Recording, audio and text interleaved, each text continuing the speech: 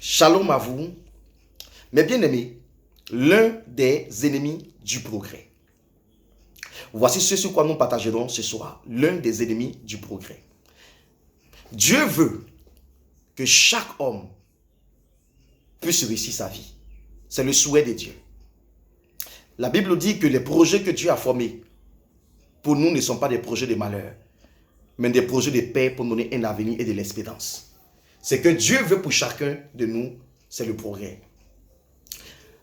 Mais il y a une chose qui peut bloquer le progrès d'une personne. C'est le fait de ne pas prendre ses responsabilités. Le fait de ne pas assumer ses responsabilités. Lorsqu'une personne ne sait pas prendre ses responsabilités, ne sait pas dire j'ai failli, ne sait pas dire je me suis trompé, ne sait pas dire ici là j'ai mal fait, cette personne aura du mal à connaître un progrès. Vous savez, lorsque le psalmiste a péché, le péché ça fait honte. Lorsqu'une personne pêche, ça fait honte. Et surtout que quelqu'un vient te l'annoncer, Dieu révèle ton péché à une autre personne, Nathan, qui va venir te dire, je sais que tu as péché, c'est honteux. Cependant, dans le psaume 51, le psalmiste dit, car je reconnais mes transgressions et mes péchés qui sont devant toi. David reconnaît qu'il a péché. C'est ça un homme.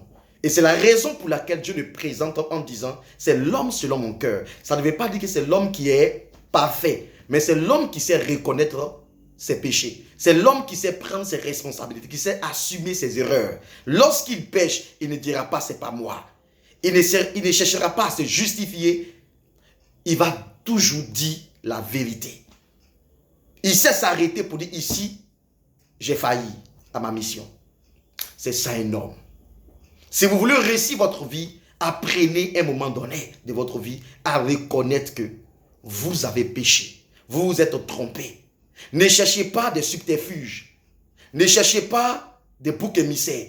Ne cherchez pas à vous justifier à longueur de journée. Un jour, arrêtez-vous comme Jacob et dites, je m'appelle Jacob. Devant Isaac, Jacob a dit, je m'appelle Ésaü. Et il a volé la bénédiction de son frère. Mais à un moment donné, il était fatigué de tromper. Il a trompé Isaac. Il a trompé Laban. Et Dieu devait arrêter cet homme-là. Et lorsque Dieu l'a frappé à l'emboîture de sa hanche, il lui a demandé quel est ton nom. Il n'a pas dit je m'appelle Ésaü. Il n'a pas dit je m'appelle Isaac. Il lui a dit je m'appelle Jacob. C'est-à-dire je m'appelle le trompeur. Voici mon identité. Mais change mon nom. Change-moi. Il faut que je change. Trop c'est trop. Bien aimé, il est important où vous êtes arrivé de dire la vérité. Quand vous vous êtes trompé devant votre épouse, votre patron, assumez. Dites, je me suis trompé. Tout le monde se trompe. Tout le monde est faillible. Mais la grandeur d'un homme, c'est savoir reconnaître qu'il s'est trompé. Avant la venue de Ève, Adam était inquiet. Adam a vu que les animaux étaient deux. Cependant, lui, il était seul. Il a voulu revendiquer. Dieu le fit endormir. Il va prendre une de ses côtes pour former Ève. À la vue de cette femme, Adam va être heureux. Il va même composer un chant lyrique en disant, voici cette fois, celle qui est os de mes os, chair de ma chair, on l'appellera femme. Il était heureux. Il est devenu poète. Mais lorsque Ève lui donne le fruit interdit, que Adam, qui jusque-là encore pouvait dire non, pouvait refuser, prends le fruit, consomme le fruit. Lorsqu'arrive Dieu avec la sanction, Adam va répondre à Dieu, c'est la femme que tu as mise auprès de moi qui m'a poussé à commettre ce péché. Sinon moi-même, je ne tombe pas dans ce genre de péché-là. Quand même, Seigneur, c'est moi Adam. Adam n'a pas pris ses responsabilités. Adam n'a pas voulu assumer.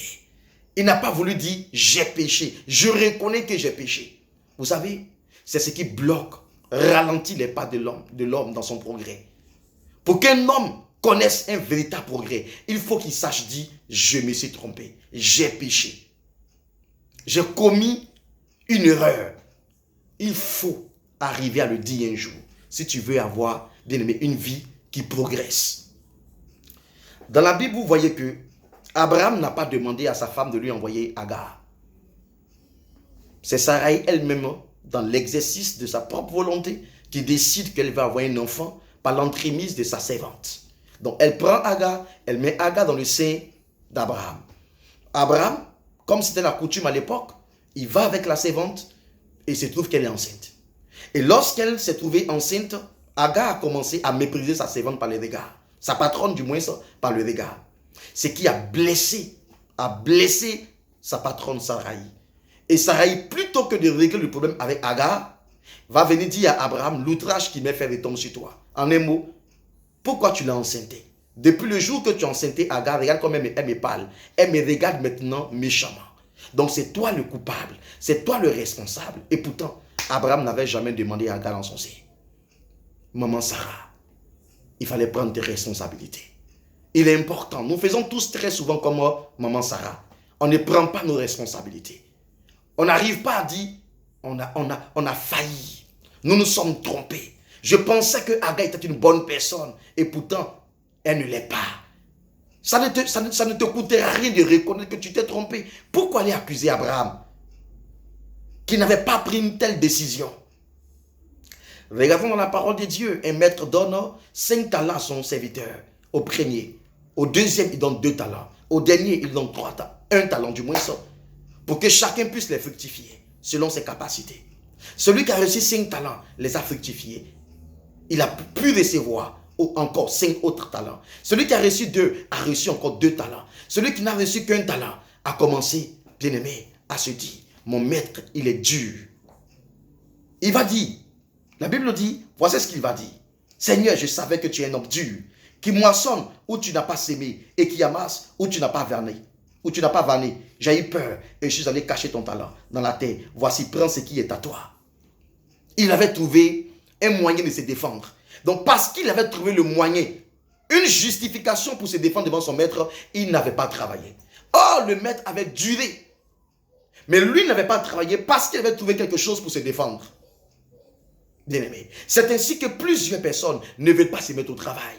Ne veulent pas progresser parce qu'elles ont trouvé une chose, un moyen de se disculper devant le patron, de se disculper devant les femmes, de se disculper devant les maris, de se disculper, bien aimé, devant les personnes.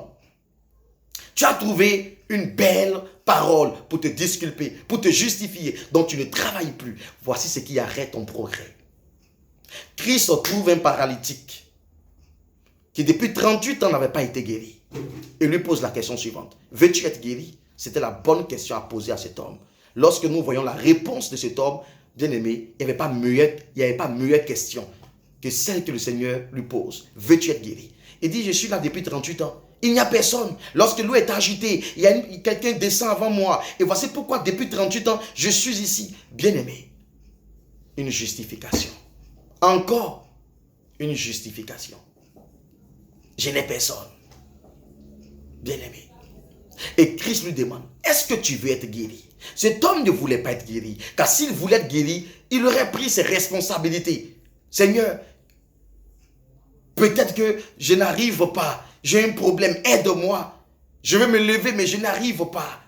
Il aurait même pu parler à ses voisins en leur demandant, excusez, ça fait longtemps que je suis ici. Il aurait négocié sa guérison avec ses voisins. Mais cet homme avait trouvé une justification. Si on me pose la question, je dirais que je n'ai personne. Bien aimé, si tu n'as pas réussi, ce n'est pas à cause de ton père. Si tu n'as pas réussi, ce n'est pas à cause de ta mère. Si tu n'as pas réussi, ce n'est vraiment pas à cause de ton oncle. Arrête d'accuser des personnes. Arrête de trouver des boucs émissaires. Arrête de porter sur le dos des personnes tes erreurs, les erreurs à toi. Non, il faut prendre tes responsabilités. Si tu as échoué, ce n'est pas à cause de Ève.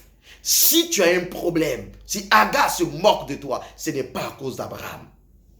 Si tu n'as pas fructifié le talent que tu as reçu, ce n'est pas à cause de la méchanceté de ton maître.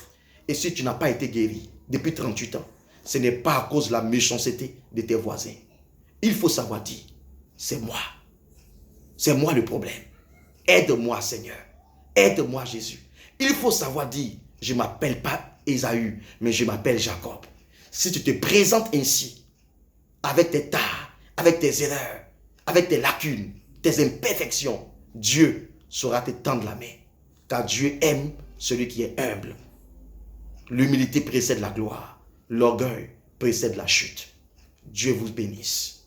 Shalom à vous. C'était le prophète Ange Lolo, votre serviteur.